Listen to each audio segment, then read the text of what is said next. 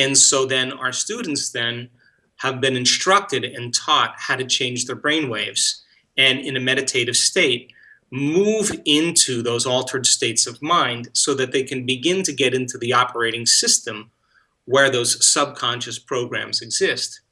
And so we've measured people in real time during meditation, and we know that our students can change their brain waves in 4 seconds or 5 seconds or 9 seconds or 12 seconds. They know how to regulate internal states.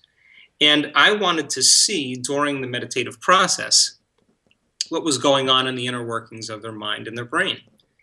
And so we've done thousands and thousands of scans in real time during meditation, and I can tell you that your brain doesn't change your brain. I can tell you that the personality doesn't change the personality, that the ego takes a long time to change the ego, that matter takes a long time to change matter. That when people are truly, truly present, there comes an elegant moment where they get beyond themselves, that they take their attention off their body, off of people and objects and things and places in their environment, and they forget about time. And that is the moment that they begin to become pure consciousness. That's the moment that consciousness becomes the epiphenomenon of matter. And so in the scans that we've done, in looking at people's brains in real time during meditation, we've seen very, very profound changes in everything from anxiety to depression to cyclic mood disorders to traumatic brain injuries, which hopefully I'll show you as we get going here. And I was interested in looking at what happens during the meditative process. So we've done a lot of real-time scans, and I can also tell you that when you analyze your life within some disturbing emotion, and those emotions are derived from the hormones of stress, that as long as you're living and feeling and thinking within those particular emotions, you're going to make your brain worse. We've seen it hundreds and hundreds of times in people. Because as you analyze your life within some disturbing emotion, and emotion is a record of the past, you're thinking in the past. And of course, the answer lies when you get beyond your past emotions. So we've also partnered with Heart Math Institute. We've done thousands and thousands and thousands of HRV, heart rate monitor scans to see how people can regulate elevated emotions and sustain those emotional states, because in our work we know that when you combine a clear intention with an elevated emotion, you're changing your biology from living in the past to living in the future. And so we want our students to be able to create coherence in their brain, and of course we now know what it takes to do that. And we want them to create coherence in their heart. And when the heart begins to function in a more coherent manner, and a person can get in contact with elevated emotions like gratitude and inspiration and kindness and compassion and invincibility, that the heart starts beating more regularly, more rhythmically, in coherence, and it begins to create a measurable magnetic field. It's actually the strongest organ that produces that magnetic field. Well, that magnetic field is an energy, it's a frequency. And all frequency carries information. And so when the student lays their intent, their thought, on the carrier wave of that energy, they begin to send a new electromagnetic signature into the quantum field. So we want our students then to be able to sustain those coherent states in their brain and their heart. We've measured the energy of the room, the measured energy around people's bodies, the energy centers of their bodies. We've measured epigenetic changes in their urine, in their saliva. We've measured their immune responses, their cortisol levels, and recently we've measured 7,500 different gene regulations in a handful of students to see if they're actually regulating, signaling new genes right in real time during our event. So my passion then, of course, is demystifying the mystical, so that people have within their reach all of the tools to begin to make measurable changes in their lives and in their health. And so when we started seeing healings and changes taking place right during our events, it was time to start doing the measurements. Now, the topic of this particular lecture has everything to do with becoming supernatural, because after a period of time, we noticed that people, when they went deep enough into a meditation, they seemed to go from a somebody to a nobody, from someone to no one, from something to nothing, from somewhere to nowhere, and from some time to no time. They became pure consciousness. And if they could linger as an awareness and learn how to become comfortable in the unknown, then all of a sudden they would start to feel more whole and less separate. And the unified field, the quantum field, is the field of information and energy that governs all the laws of nature. And you and I have all the biological and neurological machinery to connect to it. So then as we begin to unfold into this field as a consciousness, we start to feel more whole. We start to feel more oneness. We start to feel more connected. And our biology begins to reflect that, with coherence in the brain, coherence in the heart, the upregulation of genes. The biology is getting an upgrade.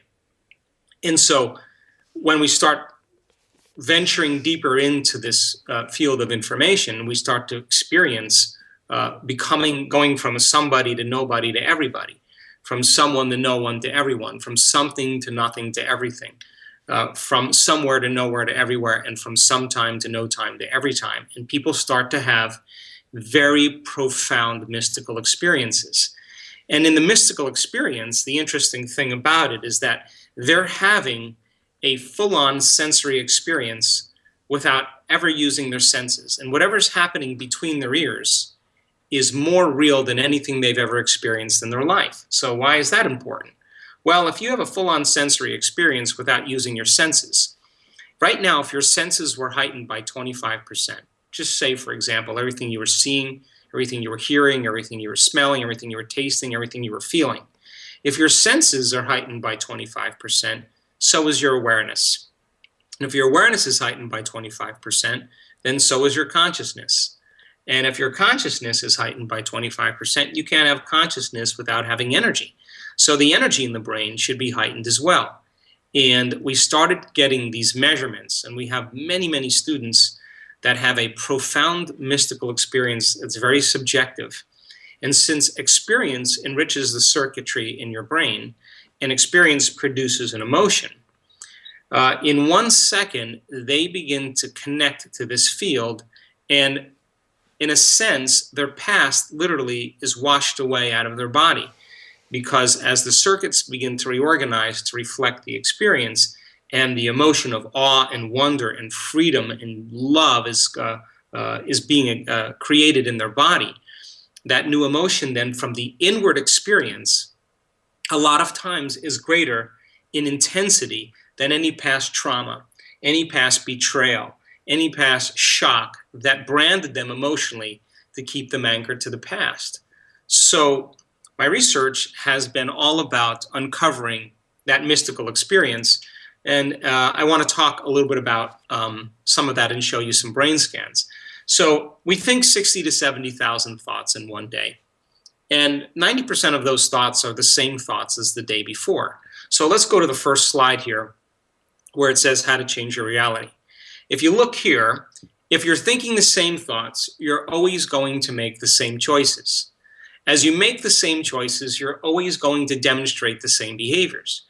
If you keep reproducing the same behaviors, you're going to keep creating the same experiences, and the same experiences are going to create the same feelings and the same emotions.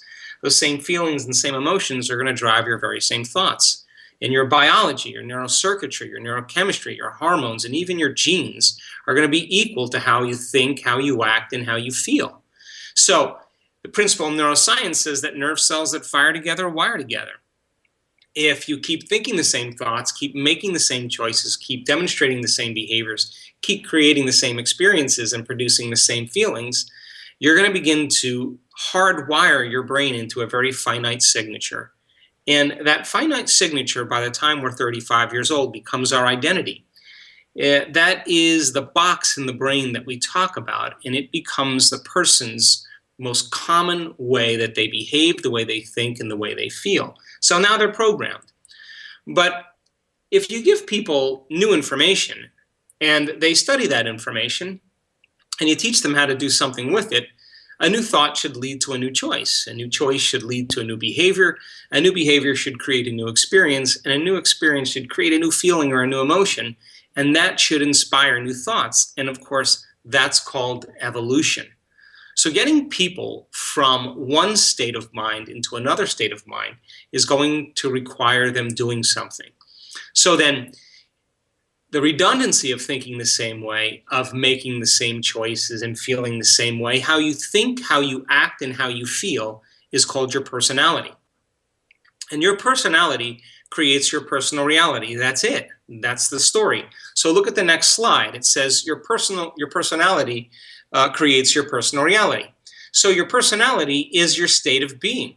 So now, if we could just click on it again, it says, if you keep thinking the same old way, you keep acting the same old way, and you keep feeling the same old way, then your personality and your personal reality will be exactly the same.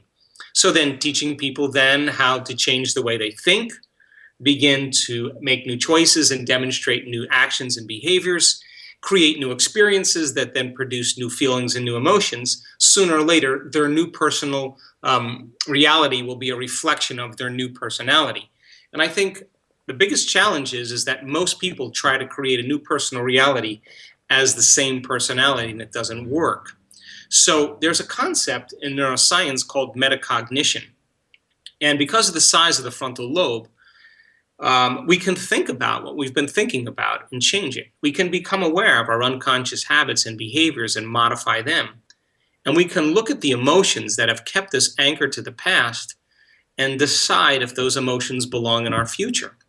And I think the biggest challenge is that many people are afraid to step into the unknown, and so they stay the same personality wishing for a new personal reality, and it doesn't work. We literally have to become someone else. So then to change our personal reality, we have to change our personality. So let's take a look at the next slide. This is the difficulty about change, because the hardwired patterns that are taking place in the brain and the emotional conditioning that takes place in the body becomes very comfortable, becomes very familiar, it becomes very predictable. And our old biology then is pretty much anchored in the past. The hardest part about true change and transformation is not making the same choice as you did the day before. So then the moment you say, I'm going to wake up early in the morning and I'm going to work out, or I'm going to do a meditation every morning, or I'm not going to eat sugar, or I don't know, you're going to go to bed early and wake up early. The moment you make that decision to do something like that, you better get ready, because to some degree you're going to feel uncomfortable. And that is the moment the body steps into the unknown. And so most people, when they step into that unknown, it feels uncomfortable, it feels unfamiliar, it feels uncertain, there's some unpredictability involved. And if they've conditioned their body to be the mind, the body starts sending signals back to the brain, and it starts saying to you, you can't do this, it's too hard, start tomorrow, you're not good enough, you're too much like your mother, this doesn't feel right. And that's the body beginning to activate circuits in the brain that cause us to think in the same old ways. So if we start thinking the same way, the same thought leads to the same choice, the same choice leads to the same behavior creates the same experience produces the same emotion. And most people say, oh, this feels right. No, actually, that feels familiar. So going from the old self to the new self, stepping into that void, stepping into that unknown, is the biological, the neurological, the chemical, the hormonal, and even the genetic death of the old self. So people step into that unknown and they say, I can't predict my future. Well, the best way to predict your future is to create it, not in the known, but in the unknown, which means then, what thoughts do you want to fire and wire in your brain? What behaviors do you want to demonstrate? The act of rehearsing your behaviors and planning your actions, when you're truly present and truly focused, the brain will not know the difference between what's going on out there and what's going on in here. So then your brain begins to look like that behavior or that experience has already occurred. Now your brain's no longer a record of the past. Now it's a map to the future. And of course, then the next question is, can I teach my body emotionally what this future is going to feel like before it's made manifest? Which means you don't wait for your healing to feel whole. You don't wait for your success to feel empowered. You don't wait for your wealth to feel abundant. You don't wait for your new relationship to feel love or the mystical moment to feel awe.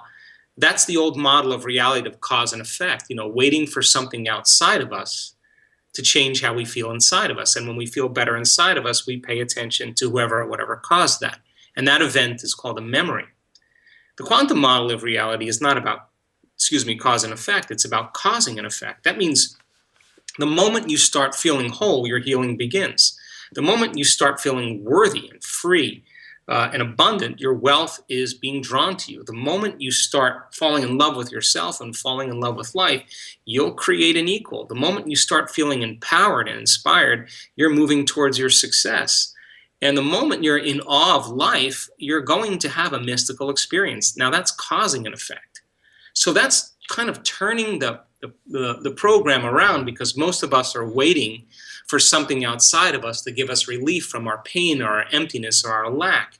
And we teach our students how to emotionally embrace that future before it happens. So then why is the river of change so important? Because most people would rather hold on to their guilt than step into the unknown. They'd rather hold on to their fear than take a chance and possibility, because they can't predict that future. Well, if you're in the process of creation and being defined by a vision of the future, then it means you believe in your future more than you believe in your past. And you can teach people then how to really cross that river.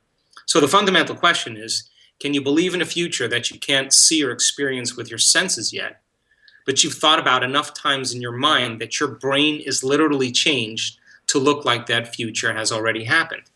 The latest research in plasticity says it's absolutely possible.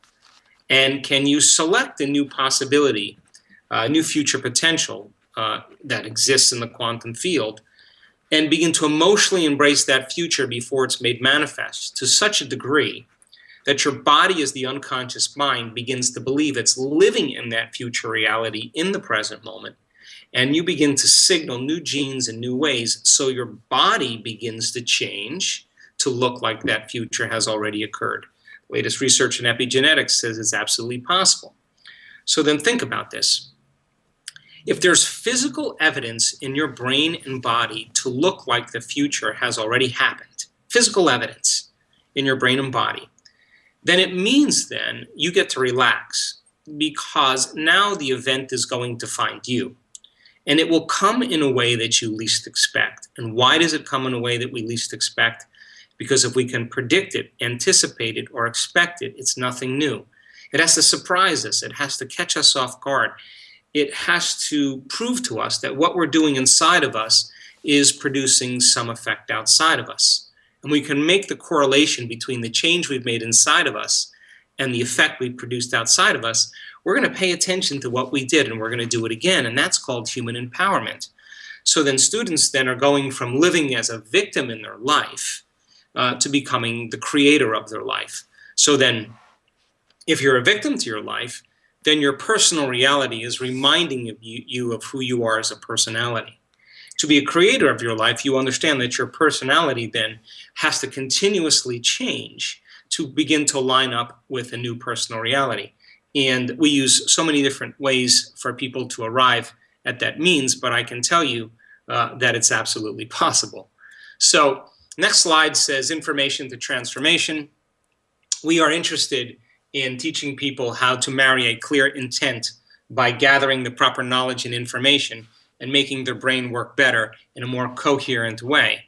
And we also know that when people live by the hormones of stress, and stress is when your brain and body are knocked out of homeostasis, that when you're living by the hormones of stress, of course, you narrow your attention on objects, on matter, on people and things, on your external environment, on your body, and you obsess about time, because that's where the danger is. So the primitive nervous system kicks in, the autonomic nervous system turns on the fight or flight system, and now your senses are heightened, you're defining reality as a materialist, and of course you're looking for the danger in your outer world, and of course your brain waves go into what's called a high beta pattern.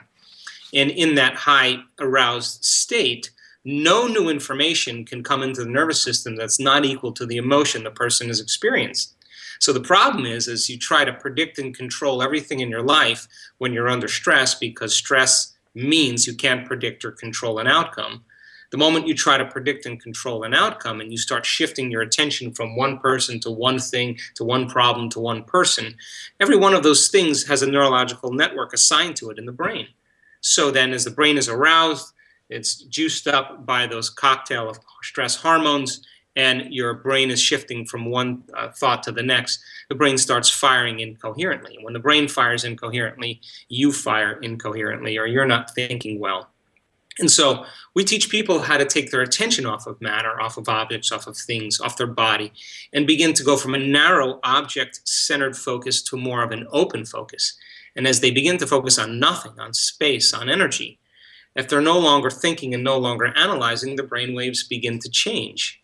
And the whole purpose of meditation is to get beyond the analytical mind. And what separates the conscious mind from the subconscious mind is the analytical mind. And so we'll talk about that in a minute. But we teach people how to create coherent brains. And of course, we also teach them, and they understand that when they're resentful or they're impatient or they're frustrated, their heart also beats incoherently as well. So then, is it possible then to train them to regulate their autonomic nervous system by changing their brain waves and by changing their heart coherence, so then they can begin to transform themselves and transform matter? And that's kind of the model that we use.